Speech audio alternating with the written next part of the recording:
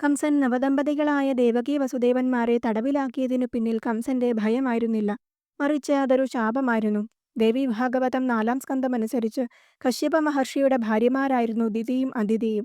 ഒരു ദിവസം അദിതിയുടെ ഭക്തിയിൽ സന്തുഷ്ടനായ അദ്ദേഹം അവൾക്ക് ഒരു വരം നൽകുവാൻ ആഗ്രഹിച്ചു. അവൾ ഒരു ഉത്തമപുത്രനെ വരമായി ചോദിച്ചു. അങ്ങനെ അദിതിക്ക് ഇന്ദ്രദേവൻ മകനായി ജനിച്ചു. ഇത് കണ്ട് അസൂയാലുവായ ദിതി തനിക്കും ഒരു പുത്രനെ വേണമെന്ന് കശ്യപ മുനിയോട് ആവശ്യപ്പെട്ടു. ഉടൻ തന്നെ ദിതിയും ഗർഭിണിയായി.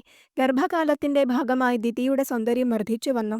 ഇതിൽ അസൂയ പൂണ്ട അദിതി മകനായ ഇന്ദ്രനോട് ഇപ്പോൾ തന്നെ എന്തെങ്കിലും ചെയ്തില്ലെങ്കിൽ ദിതിക്കുണ്ടാകാൻ പോകുന്ന പുത്രൻ ഇന്ദ്രന്റെ സ്ഥാനം തട്ടിയെടുക്കുമെന്ന് പറഞ്ഞ് അദ്ദേഹത്തെ ഒരു മഹാപാതകം ചെയ്യാൻ പ്രേരിപ്പിച്ചു. അമ്മയാൽ സ്വാധീനിക്കപ്പെട്ട ഇന്ദ്രൻ സേവ ചെയ്യാനെന്ന പേരിൽ ദിതിയെ സമീപിച്ചു.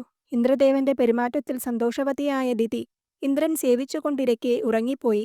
സന്ദർഭം മുതലെടുത്ത് ഇന്ദ്രൻ ദിതിയുടെ വയറിനുള്ളിൽ പ്രവേശിച്ച് വജ്രായുധം കൊണ്ട് ഗർഭസ്ഥ ശിശുവിനെ 49 കഷ്ണങ്ങളാക്കി നുറുക്കി. കുട്ടി കരയാതിരിക്കാൻ മാരുത എന്നിങ്ങനെ പറഞ്ഞു. അങ്ങനെ അവർ 49 മരുത്തുക്കളായി വെളിയിൽ വന്നു. ഉറക്കമുണർന്ന ദിതി ഇന്ദ്രന് രാജ്യം നഷ്ടപ്പെടുമെന്നും ഇതിന് കാരണക്കാരിയായ അദിതി സ്വന്തം മക്കളെയോർത്ത് വർഷങ്ങൾ കാരാഗ്രഹവാസം അനുഭവിക്കേണ്ടി വരുമെന്നും ശപിച്ചു. ശാപം പോലെ ഇന്ദ്രദേവന് സ്വർഗലോകം നഷ്ടമായി.